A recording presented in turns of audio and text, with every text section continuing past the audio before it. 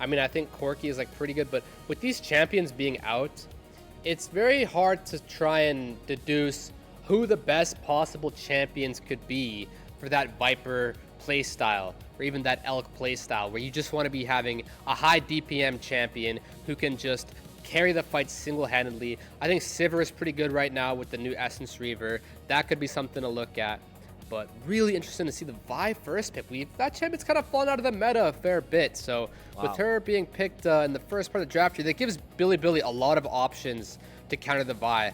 There's even Bard to help stasis whoever's being ulted. There's a lot of champions who are good into the Vi. The Poppy, I believe, is still open as well. She's been banned away, so that makes sense. But we'll see what Bilibili wants to go for here.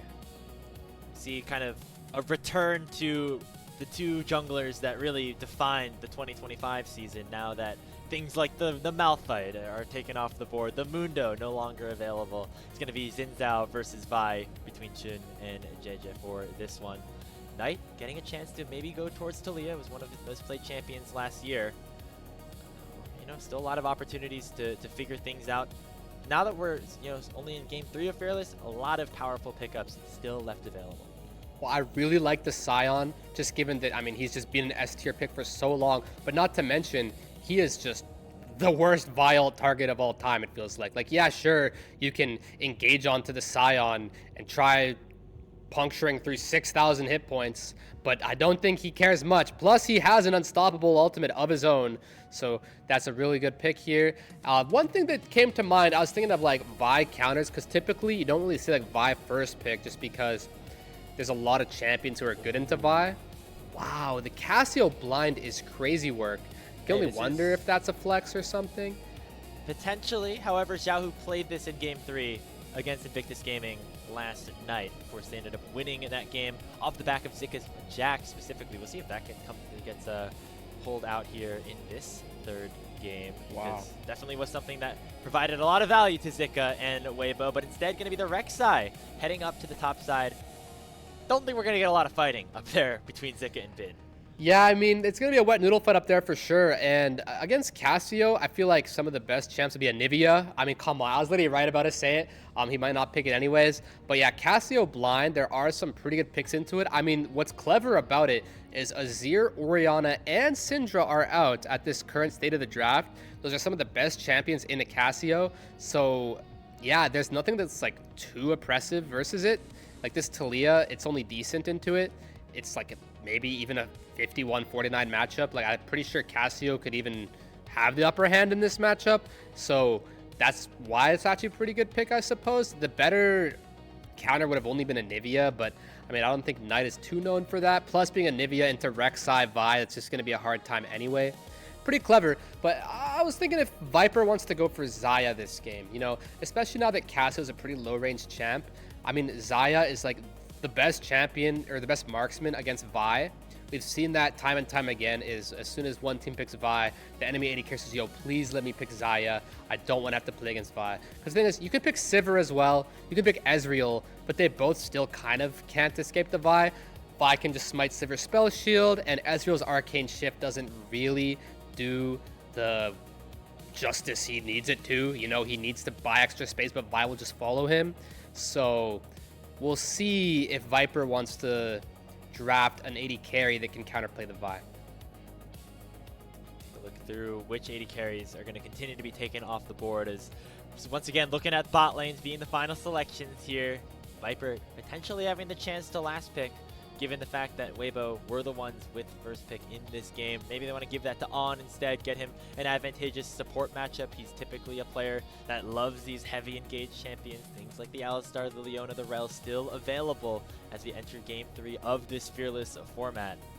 Don't know what exactly is going to be the focus here on Elks and Weibo's side though. Era, actually a player that can be a little bit more flexible. We've seen him on things like a Renata in the past, or something else that could potentially line up a little bit more with what Weibo want to do as a whole. Yeah, as Weibo here, I'm curious what you want to round out the draft with. I really do like the Xayah Sivir bans. Again, those are some of the better champs at avoiding the Vi's ultimate ability, which is just really unfun. She just kind of points and clicks on you and says, good luck, have fun. So the only one left, I think, is Ezreal. I mean, I'm not sure if there's any other. You could just pick a champion that gets Vi-ulted and deals with it. You could pick a support that helps circumvent the Vi-ult as well. But I think, yeah, you just have to pick Ezreal here.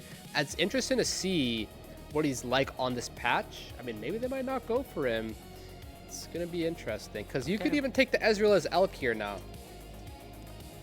Definitely something that he has good experience playing, and certainly would be a good takeaway from a team that has Vi on it, right? Have a little bit of extra mobility, a little bit extra survivability, but Elk instead maybe going for a champion that can do a little bit more AoE damage to help with the lockdown that Weibo already provide. A lot of debate, a lot of discussion seemingly happening in what is a very crucial, decisive game. Remember, top 4 in Group Ascend get a free bye into the playoffs. So if you want to make sure that you're in a position to just immediately go into the knockouts, wins like this in this double round robin are going to be very, very important. It is the Ezreal locked in for Elk, and Era's going to lock in the Braum to finish off the draft. Yeah, I mean, at this point, you're just getting Vi-ulted. There's nothing you can do about it. So you just pick whatever best champion you can come up with. There's a lot of them who are available here. I think Miss Fortune is probably one of the better ones because at least she can opt for the Edge of Night, and even is just a really strong pick on this patch anyways. I mean, I've been playing against way too many MFs in solo queue. Man, I tell you, the amount of times I've just been getting bullet timed and there's nowhere to even dodge it from. You just die. It's kind of hard, but I mean, they already got the Braum though, so they can block the bullet time pretty effectively. They can get directly on top of this MF, but I mean, it is Viper, so I don't imagine he's going to give you the easiest time in the world of just clicking on his forehead and ulting him. He's going to be standing really far back. That's what the bullet time is good for. You can buy a lot of space actually with the amount of movement speed that MF does have. And again, I would not be surprised if he goes for the Edge of Night, which again, you can smite it away, but still, that's just another extra layer to complicate things for Vi. So in general, it makes a lot of sense. And yeah, these are some, honestly, less overall perfect drafts in comparison to games 1 and 2. You're kind of forced into picking some awkward stuff with the Fearless and with the takeaways of the enemy champions and stuff. But you know, these comps can still operate, and I'd say they're pretty evenly stacked up here. It's just going to be a matter of what strategy is best and which players perform best. I really couldn't say who I have the upper hand on right now. It's anyone's game. Yeah, I'm really not sure which draft I like better. You know, like, I think that Weibo did a good job banning away 80 carries that Viper could, you know, have good opportunities against with the Vi, and I think they have an easy to execute, press the ultimate on the main carry and try to take him down playstyle. But what can the rest of the composition look like? Only time will tell as we load onto the river. Our final game of the night. It's been a great triple header here on LPL English. What a way to open up the 2026 season. BLG and Weibo, one more game to determine who will pick up this crucial win. Now, it is very interesting, actually, that Elk has elected for the teleport this game. I suppose he just feels like he's going to win out on this landing phase either way. Viper choosing to take Cleanse just because, I mean, the enemy team has Braum. Braum passive can just be way too powerful sometimes where it feels like you do kind of need the Cleanse. That should actually mean that Weibo has a much better time down here because Viper's secondary summoner spell is not very useful, whereas Elk's can be extremely useful if he uses it effectively, just recalling and TPing back and such. So that's definitely advantageous overall for Weibo. And one thing I also want to touch on is just because the enemy team has Vi and it can be really frustrating for Talia or for Misfortune, you do actually have a lot of champions to help disrupt the Vi. Like, Vi might ult on top of you, but at least Alistar can then do something about that. Yep. And wow, I feel like this is probably why they drafted Cassio, I guess, because he's literally zoning Knight away from XP right now and forcing this lane state to be the way he wants it to be. So yeah, maybe there's a reason we're picking Cassio so early. It's just Xiao who knows what he's doing on this. We often, I mean, start of the show, we hyped up Knight, won his 6th championship last summer, the most winningest player in LPL history, but I think Xiaohu certainly deserves to be in that conversation as well. Sure, maybe his play last season was not up to par to somebody like Knights, who won that MVP award and was one of the stronger players that we had all year, but in terms of legacy, in terms of performance and ability to come up in these big moments, certainly is somebody that is always going to have to be in that same conversation. And it's been a fun actual back and forth between these two players. Not something we necessarily were expecting, but Xiao has come to play overall in this best of 3. Of course, he had that crucial mistake on the Aurora that got him caught out and allowed for BLG to win this game, or win that second game. But overall, has not made it easy for a player like Knight today. Yeah, I want to give a special shout out to a Twitch chatter and Twitter user by the name of Popsley, who has just been praising Xiaohu nonstop for it feels like years now, saying that Xiaohu just deserves so much more recognition, so much more flowers, so much more praise, and that he's just the most unsung hero of all time, that he can literally be compared to the likes of Faker, the likes of Knight, the likes of, all those top players, and that just for some reason Xiaohu just doesn't get the credit he deserves. And hey, maybe he's right, maybe he might have some kind of a point here. Maybe Xiaohu just is the secret GOAT of the LPL, because he's really been giving the Knight a run for his money tonight. So we'll see if this Cassiopeia Xiaohu can carry this game. Should force in a flash out of Zika. Again, we're not expecting the top lane to be too much of a factor early on, but getting that summoner spell always going to be useful if you're a player like Bin. I feel like we've seen a bit of a transition in Bin's career, at least in terms of last year. He started off actually on the team that ended up becoming Weibo in Suning, going all the way to that World Finals, always the big carry player. But he's been more willing to go towards these weak side picks, be a little bit more on an island like the Scion, and it's gone well for BLG. I mean, obviously winning that last split. Yeah, from my perspective of Bin, is he was always just the absolute god when it came to those split push kind of carry champs. Remembering he got that pentakill on Fiora in the World Finals, and ever since then being regarded as, deservingly so, like pretty much the best Jax in the world. But yet we just haven't been really able to see Bin on some of those champions lately. Even, I know the season just begun, but even at the end of last season, he's just kind of been on this just tank duty. Like, he's just totally willing to play weak side and bite the bullet so his teammates can shine. And you got to respect someone like that, He even picked up Rumble. That was a champion who wasn't in his champion pool, a few years back. But a couple years ago, he kind of spent as much time as it took to master that champion. And Bin is just a really, really respectable top laner. His career has been very successful, and he's been doing whatever it takes to win. And he's the kind of player where I'm pretty sure this guy is either going to win Worlds or he's going to put everything in his entire heart and soul into it. So I would like to see this guy go all the way. Yeah, I mean, obviously, you could consider last year to be a bit of a disappointment compared to what we're normally expecting from Bin, but he still won All Pros and, was considered one of the better top laners in the league. Just not that same fully dominant form that we are so used to seeing Bin be in. Obviously, a new year, new teammates, potentially a new look for BLG. Perhaps a chance for a fresh start for Bin. Obviously, struggled a little bit in some of these laning phases against Zika, at least so far. But now has honestly used that opportunity to get a different skill set, to be able to play this weak side, and that's what BLG decided to go for here in this third game. Yeah, and you just have to admire it, because I know there's a lot of top lane players who just say, nope, I refuse to play the tank. I need to be on a carry. I'm him. Like, how dare you put me on a tank? But Bin, on the other hand, he's just willing to do it, man. He cares that much. He's willing to do whatever it takes, and you got to give him respect for that. He's up against Zika here, one of the most prominent top laners in the whole league. These are probably, I don't know about you, Grips, maybe I'm forgetting a few people, but I feel like these two probably have to be the best two tops in the league. There might just be like a sort of a top 3, top 4 kind of situation, but these are definitely some of the best tops by far. I'd say you could throw Flandra 369 into that mix as well. Yeah, I like that. It seems like a pretty much like a top 4, at least at this point. And it's really hard to gauge how exactly we were going to judge a player like Zika, because remember, he was kind of in purgatory last year. He was on LNG, True. That team was going nowhere the entire season, but he was still performing against these Group Nirvana opponents. We just didn't really get to see him do too much other than that. Now he's on a team with maybe some more competitive players, higher aspirations, like we are more used to seeing from him. And we're already seeing him go for a play potentially onto Bin. That Void Rush, he's going to not get knocked up by it, and so Bin will be able to get away. Why did that feel like a movie scene right there? Yeah. What's going on we up have there?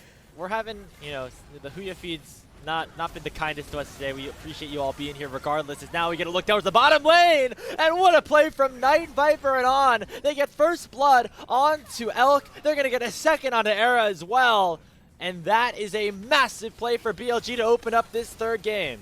Yeah, and Knight finally does what we need Knight to do this game. He uses the Weaver's Wall to his team's advantage. And guess what? Once again, Viper is being funneled kills. This is exactly what you want as BLG. And, you know, I was just going to touch on just how well Cassiopeia, just how well Xiaohu was doing in this middle lane. Knight was just completely being set behind. But that's the whole thing with Talia. You can just drop a wave and just completely set your team up for success. He does exactly that. Executes the play, and even Erha flashing away hopelessly. That's really not what you want to see as Weibo, and a huge upside for this early game, BLG.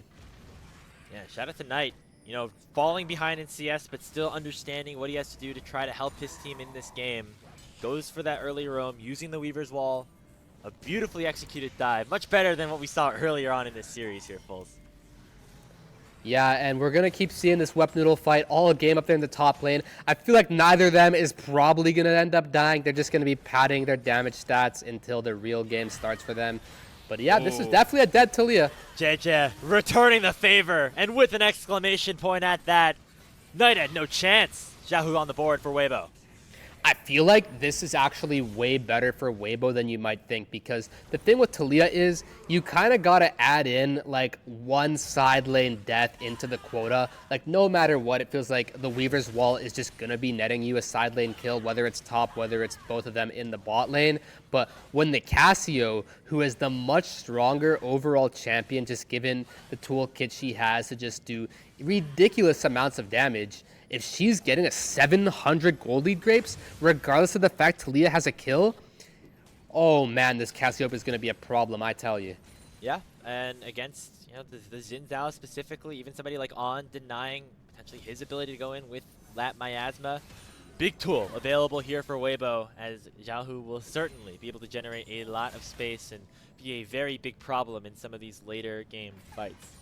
We approach the 10-minute mark of this game. First dragon secured by Weibo. They also got 2 of the first 3 grubs, but BLG still in control of the gold. Top lane CS certainly working in their favor, and the bot lane going Viper's way after that 2v2 kill. Yeah, I mean, it's totally understandable for MF to have this gold lead and for Cassio to have this gold lead, but Sion having this gold lead, that just seems like it's just naturally happening due to Bin just playing a slight bit better than Zika. I feel like this is a relatively even matchup that honestly a lot of people are the ones picking Rek'Sai into the Sion. So if Sion is generating a 600 gold lead all by himself up there, that's a really big lead, Grapes. That could definitely have a huge impact on this game. I don't think it's supposed to be that big. Had some help from Shin as well, forcing some pressure away from Zika, but yeah, Bin, the fact he was able to proxy a couple of waves, get away by using his ultimate before Zika was able to, you know, finish him off with a kill of his own. Definitely a good situation has opened up for the BLG top laner. Zika's going to get some of this back by taking 2 of these plates. He's able to get 1 more auto off. That helps a lot. And so that's going to at least try to equalize things a bit. But the rest of the map, now Weibo looking to establish positioning around this second dragon. Yeah, On ghosting in with the spellbook. Looks like they really want Era here.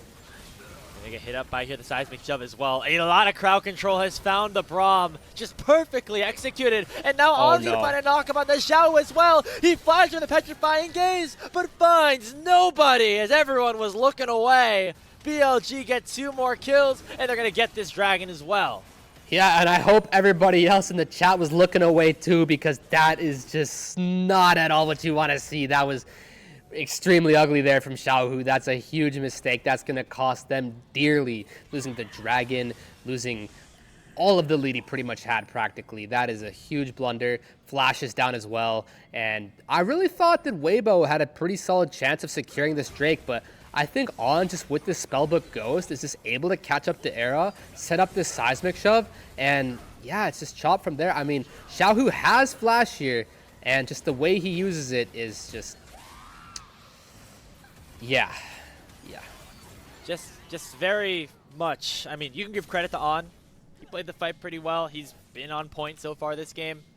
Huge positioning error by Xiaohu. Not only to be caught in that pulverize in the first place, but then flashing in and missing everybody with his ultimate. That was not it. And again, some of that inconsistency from Xiaohu that we saw over this past year that has had people questioning what he's been able to do so far this, as the mid laner for Weibo. Yeah, now as a pro player, you have to be able to forget about that. You need to have that selective amnesia, if you will. Just forget about your mistakes, move on. It doesn't matter how you got to where you are where you are. You have to proceed from there. You have to always have that can-win mentality. He does still have a gold lead. He does still have a lead overall against Knight. He needs to work to that. He needs to work that to his advantage, but I'm honestly pretty worried about their prospects here, Grips. They've got Ezreal into Sion, and I don't know if you guys have really seen some of these Ezreal mains complain about the amount of damage they deal to tanks, but they are not too happy about it. And I mean, even if this Cassio is somewhat ahead, this Sion can just build like a Force of Nature or something, one of these really ridiculously strong magic resist items, and then Cassio will deal negative damage to him too, and he'll just be completely unkillable. Speaking of Cassio, Knight comes in with the teleport looking to try to punish Xiaohu, but JJ is right in the perfect position. Takes down Knight once again, and Weibo able to answer and at least stabilize the game for now. That is exactly why you need to always keep playing. Just because you make a mistake does not mean you're down for the count. He completely finds a huge play. That's the kind of death that's going to cost Knight a lot. You realize, I'm pretty sure he just lost his flash that play. The amount of gold, the amount of XP that's just being sunk to these towers right now while he's just dead and has nothing to do but watch, that's going to cost him a lot. And you know, it's pretty interesting to see this Cassiopeia has some boot scrapes. Welcome to season 16. Yep. I was so used to making, you hear those jokes all the time. Yeah, the snakes don't have like whatever. Why did Corky have boots or something like that? Not anymore. No longer. As it's just a part of. It would be pretty unfair if everybody in the mid lane got this awesome new quest completion except for Cassiopeia because of the kit. So they changed it up a little bit.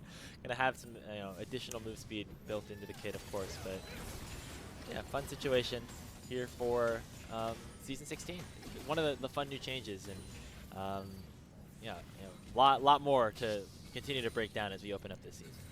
Oh yeah, and I will mention that this particular boots right here, the Crimson Lucidity, is really effective on Cassio because her new passive is actually that she gets an increased benefit from movement speed buffs. And in addition to that, Cassiopeia procs the Crimson Lucidity movement speed buff almost better than any other champ because the more recently you dealt damage to someone is the more movement speed duration you're going to have. It's kind of like the Blackfire Torch Cosmic Drive thing we've been seeing on Syndra, where like you hit someone one time and you get like 7 seconds of movement speed. Well, Cassiopeia's Poison is the same thing. You just hit someone once and you're going to get like 7 seconds of movement speed from that Crimson Lucidity. So that's a really effective item on her, and she gets increased benefit from that movement speed. Rek'Sai burning the flash here, by the way. Knight certainly not as strong as we were maybe hoping him to be in this game. He traps Zika with the Weaver's Wall and sets up for On to land a little bit of crowd control with this combo. The Seismic Shove lands as well. Zika unable to use that Void Rush because he has not hit Knight recently enough, but he buys enough time for JJ to once again join the fight and target Knight for the 3rd time this game. But No Jun way. and On coming to the rescue this time around, and the Crescent Guard sends JJ to his doom. And Knight, what was that, man? Oh my God, I've never seen something like that. I mean, I actually don't think I ever have. He literally Weaver's walled the guy into the exact like corner of the map where he just could not even move, and used that as a way to buy enough time where he's able to live on a sliver of HP, and actually BLG gets a kill out of that. Wow, I mean, I thought that was an overzealous flash out of Zika, but I did not realize that Knight was able to come up with such a clever counterplay to punish that that aggression out of Zika. Really well played from Knight on the Talia here. Not having himself the best game that he's ever had, obviously. Died a couple of times too many, getting potentially caught out again. But the way he's able to navigate this sticky situation is why he is one of the better players that we've ever seen in this region. Yeah, I mean, this was super creative. I think Zika probably should have went a little more north there so he's not trapped at the very south corner of the map like that. But yeah, and then On being here, able to provide all the peel Knight needs. And then you just can't reach this Talia anymore. She's just throwing rocks at you non-stop, and really good peel from On here. Flash exhausting the Vi. You know, he kind of misses the pulverize at the end there, but you get just enough of the job well done to keep your boy alive, and it's those kind of plays that make all the difference in the world. Again, just because you have some deaths on the scoreboard, just because you have some mistakes made, you should always be doing your best. Knight does his best right there, and boy does it ever matter. So BLG up now 1,000 gold with this next dragon available. Neither team fully committing to it as it spawns. Something that we haven't really noted, at least recently. Viper generating a pretty significant lead over Elk at this point in the game. Has that second item completed with the Collector and Bloodthirster now in stow. It's going to make this a very, very powerful point in the game for Bilibili Gaming. They have 2 items on their AD carry. Knight continuing to make some nice plays. And just a big gap right now in that bot lane department. If Elk's going to want to come to play in Game 3, it's probably not going to be around this dragon fight right now. Yeah, Viper's items are really strong. Those are expensive items, and you know, with that quest complete, he's just going to be generating all that much more gold. He's going to be able to round out his inventory even sooner. This Ezreal needs still 36 stacks to get that mana immune into that Muramana, and until then, he's just going to be quite a bit weaker than this MF. So I would imagine that BLG is just going to get this dragon based off of that fact alone, and that's going to mean they're pretty poised to carry away this mid game in their favor and snowball the game to victory. I mean, you're going to need some kind of a advantage as Weibo soon here. It feels like a lot of the more recent plays have been going BLG's way. Absolutely. I mean, the 2 plays have been picks on tonight, which are great, but nobody else really has been affected by that. You're seeing Bin have a fine time up in the top side, and Viper and On certainly far ahead in their own right as well. See, again, just the nothingness of this top lane battle that we're having so far, but honestly, when you get to a later portion of the game, you'd imagine that Sion could be more valuable in a team fight as to somebody like Zika.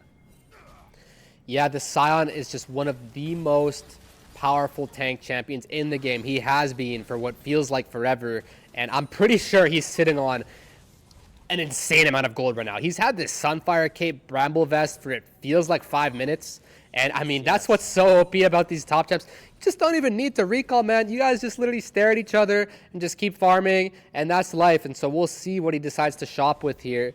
I'd imagine he gets something pretty good. Yeah, he gets the full Thornmail. That's going to be a pretty big spike.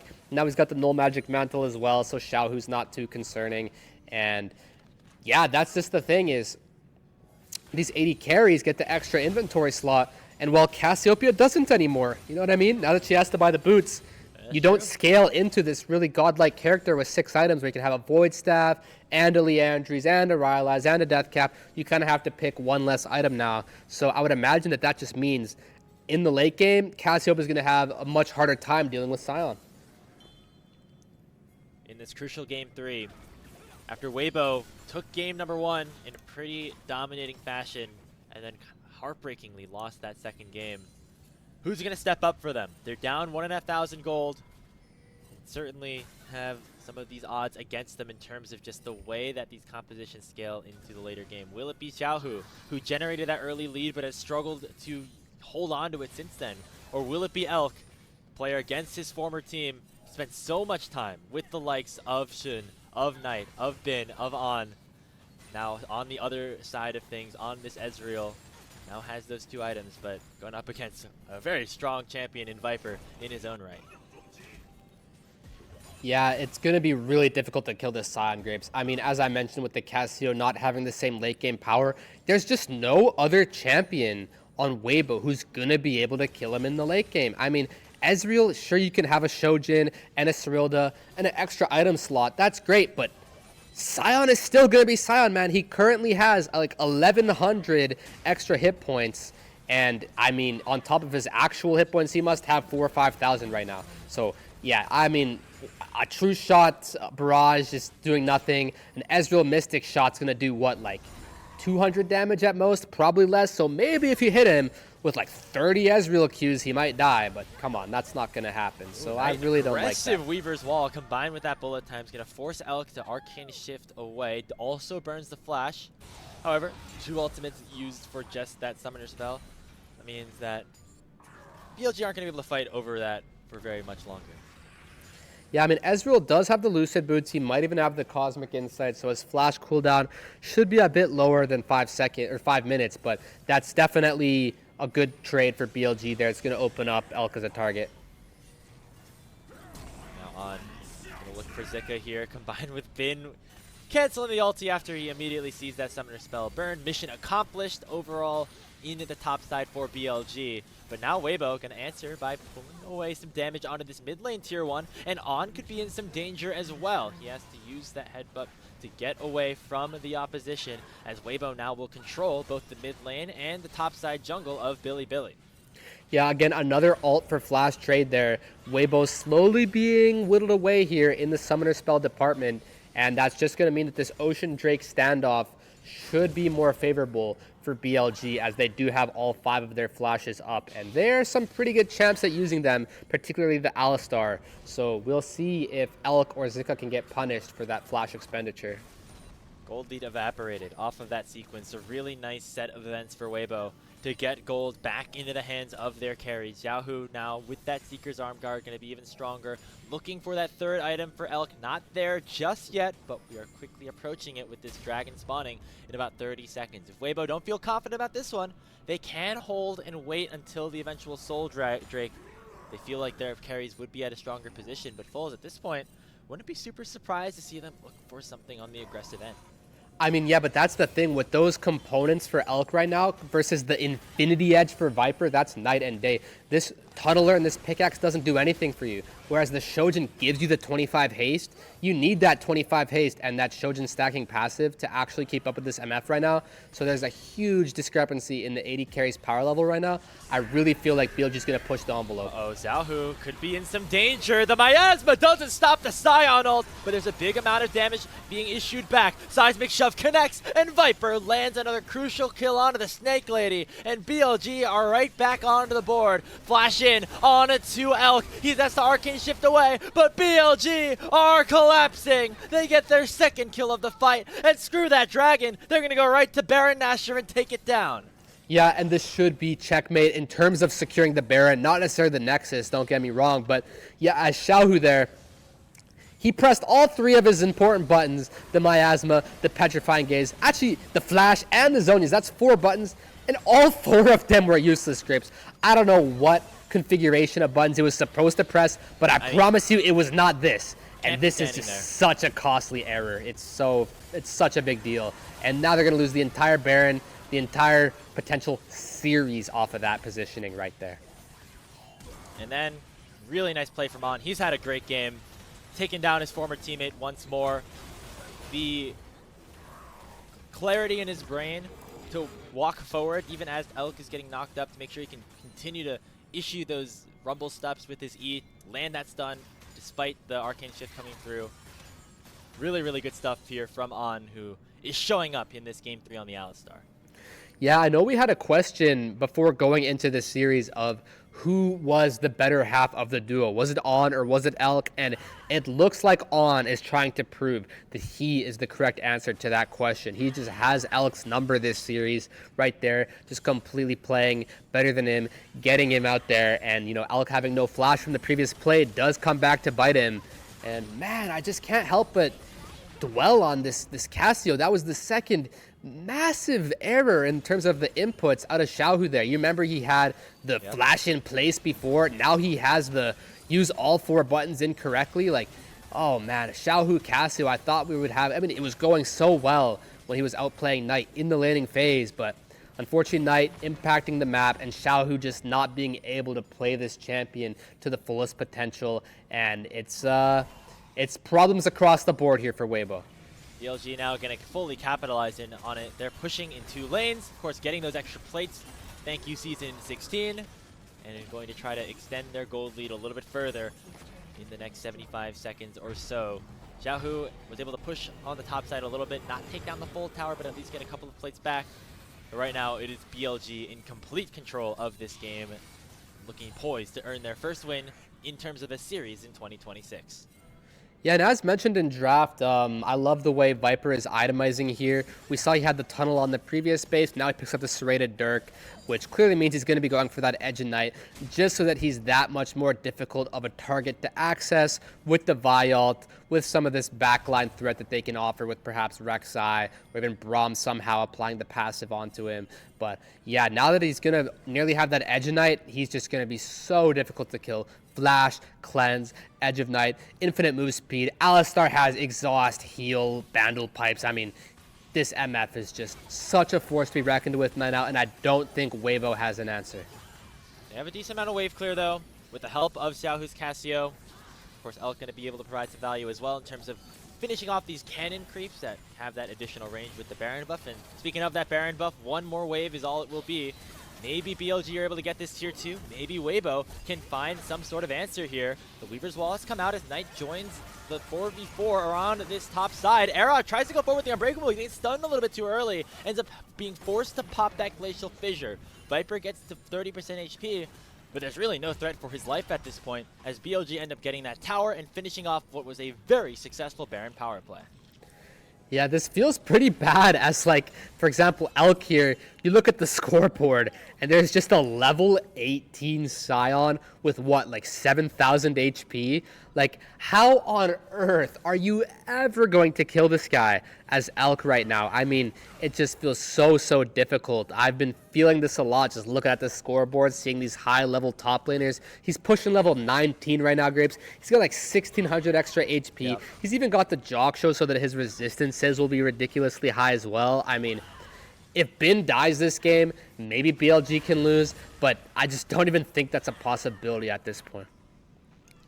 Not for a while. I mean, take a look at Xiaohu's items. Very defensive at this point. Seraphs, Rylai's, Zhonya's, no pen items because he went for the Lucidity boots as well. Not really a situation where him or Elk at this point are going to be doing any significant damage to the front line of BLG, let alone the fact that there's an Alistar and a Xin Zhao there to also add to what is already a very tanky team, all things considered. Viper and Knight continue to push forward as well. We're waiting for this next dragon to spawn at 45 seconds. Tied it to a piece, so not a soul-defining Drake for either team. You'd believe that Weibo are going to be inclined to give that one up. Yep, Viper's got the Edge of Night, so he's a bit more difficult of a target. I say that, and bye-bye goes the Spell Shield thanks to LXW, but he's got that in tow right now. On with a bit of a look here. Pretty scuffed. Erhard lands 2 knockups with that Glacial Fissure, but that's all that they're really going to get at this point. You see the top laners currently battling on the top side of the map. The dragon is about to spawn in 15 seconds time. Shun hunting Elk with those Wind Becomes Lightnings, trying to find some sort of an engage onto the Ezreal, who still is very powerful at this point with that third item being completed. However, BLG certainly in the driver's seat now as this dragon spawns. Teleport coming in from both top laners. And look at these shields. Look at these shields. The objective up first. Yeah, these top laner shields are just going to be insane, Grapes. I don't think these champions can die. Shun looking to dash in, try to maybe pick up a bit of a steal of this dragon. Going to be a full 50-50 actually, as they both get into the pit, and it's secured by the Xin Zhao. Dual point for BLG, but can they escape after the initial fight? Guardian Angel has been procced by Shun. He should most likely be taken down, and that is one big kill going over to Weibo Gaming in place of the Drake. You know, I really thought this Scion with a 30% HP shield was just going to show up, just be the biggest menace of all time, and that fight was going to be over before it started. But we actually have ourselves a bit of a game here right now. I really think Weibo has a chance of outplaying them here and getting the Baron or getting some kind of an ace or something. I mean, it's really tough, but it's possible. Well, looks like they won't have a smite on BLG's side, but a big petrifying gaze from Xiaohu is going to let Allen down very low. Elk shifts over, but the bullet time nearly takes him down. Scion is doing a bunch of damage, but he will not be able to kill the Ezreal. Weibo able to win out on the fight. They get both of the 2 kills on it to the Taliyah and the Alistar, and only Bin is left still standing. No way. Get taken down by the mites of Jeje, and it's Weibo Gaming to make their way towards the Baron. You've got to be kidding me. I thought this game was like so over, but out of just nowhere, Weibo has the upper hand. They're going to get the Baron. They're going to have a gold lead.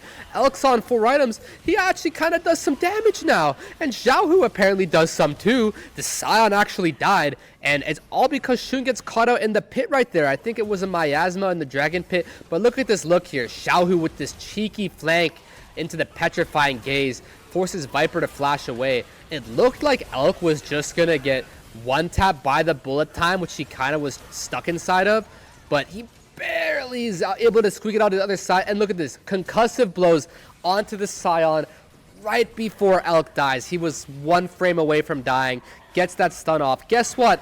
Elk has TP, recalls on 1% HP, and guess what that means? Weibo Gaming somehow, some way gets the Baron this game.